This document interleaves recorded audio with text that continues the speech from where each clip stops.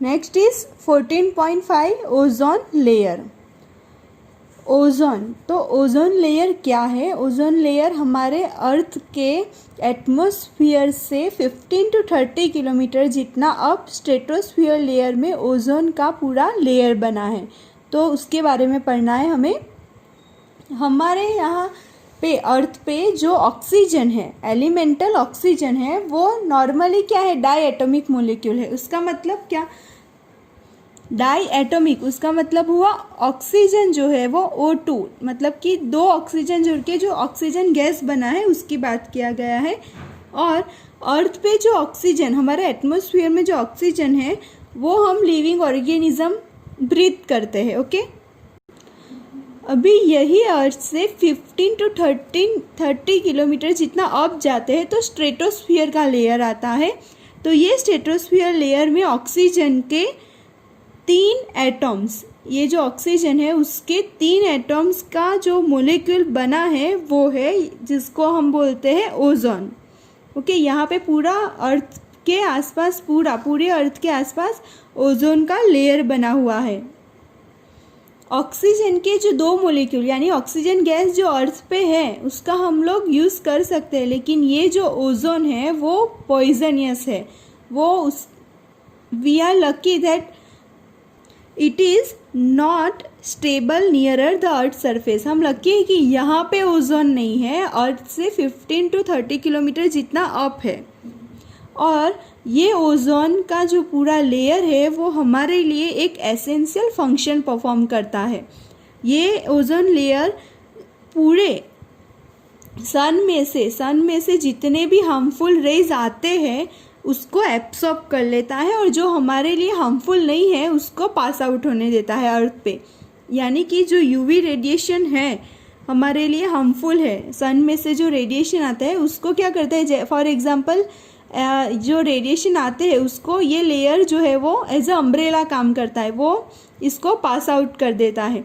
यानी कि हमारे अर्थ पे वो रेज आ ही नहीं सकते ओजोन लेयर की वजह से।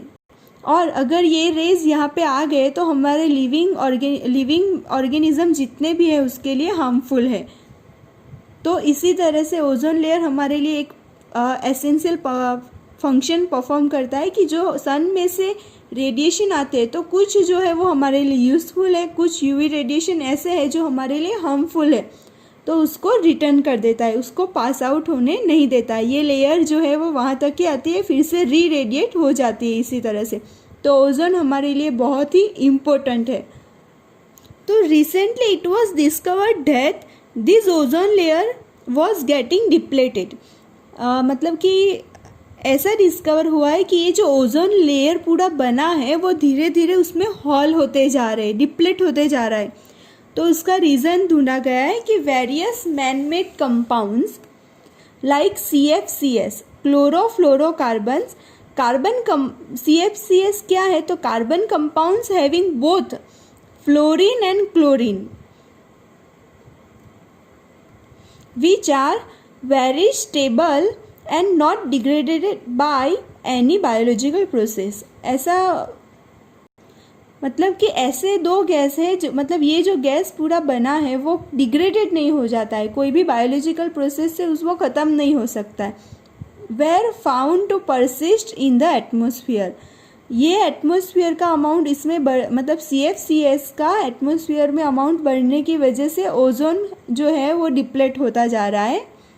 मतलब कि जैसे ही ये CFCs गैस अर्थ पे बनता है, मतलब कि हमारी जो वेरियस एक्टिविटी है उससे ये CFCs जो बनता है वो फिर ये ओजोन लेयर तक जैसे ही पहुंचता है वैसे ही ओजोन मोलिक्यूल्स के साथ रिएक्शन करता है, और जिससे ये इसका रिडक्शन हो जाता है, जो ओजोन लेयर है उसका रिडक्शन हो जाता है और उसमें हॉल हो जाते हैं।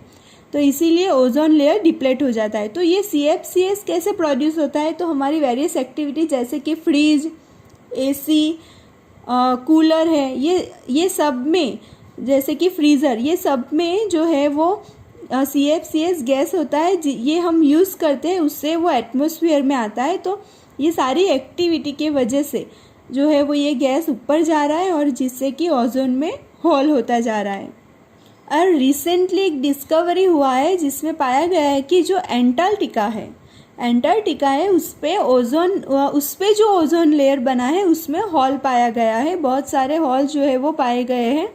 And it is difficult to imagine consequence for the life on earth if the ozone layer dwindles further, but many people think that it would be better not to take chances। और अगर ऐसा ही ozone layer का जो पूरा layer है उसमें hall होता जाएगा तो धीरे धीरे वो ख़त्म होता जाएगा, ये जो ओजोन लेयर है वो, तो ये लेयर अगर ख़त्म हो जाएगा तो अर्थ पे हमारा लाइफ जो हम लोग सर्वाइव कर रहे हैं वो अर्थ पे हमारा लाइफ फिर पॉसिबल रहेगा नहीं, अगर ये ओजोन लेयर डिप्लेटेड ही हो जाएगा तो, क्योंकि सन में से फिर यूवी रेडिएशन जो हमारे लिए हार्मफुल है वो धीरे धीरे अर्थ पे आते जाएंगे और इससे हमें बहुत सारी इफ़ेक्ट होती है, जैसे कि स्किन कैंसर होता है। ये जो अगर रेडिएशन यहाँ पे आ जाएगा तो स्किन कैंसर होता है, टेम्परेचर अर्थ का बढ़ता है, उससे ह्यूमन बींग्स पे तो इफ़ेक्ट होने ही वाला है। और कुछ लोग हैं जो ऐसा मानते हैं कि नहीं, ऐसा नहीं होना चाहिए, इसीलिए this people advocate working towards the stopping all further damage to the ozone layer.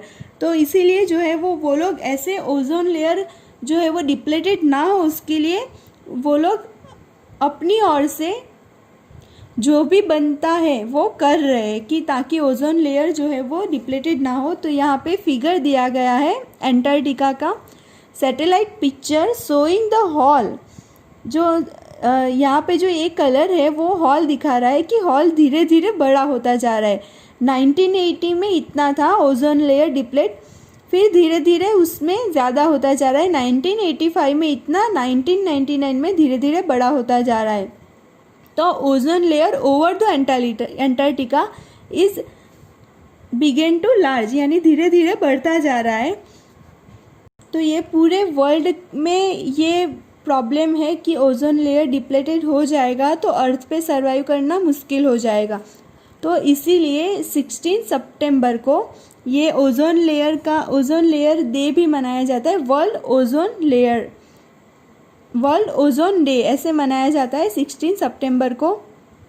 तो आज के लिए इतना ही। जो एक्सरसाइज है उसका मैं PDF आप लोग को सेंड कर रही हूँ, वो आप लोग को नोटबुक में नोट कर देना है। Okay friends, thank you.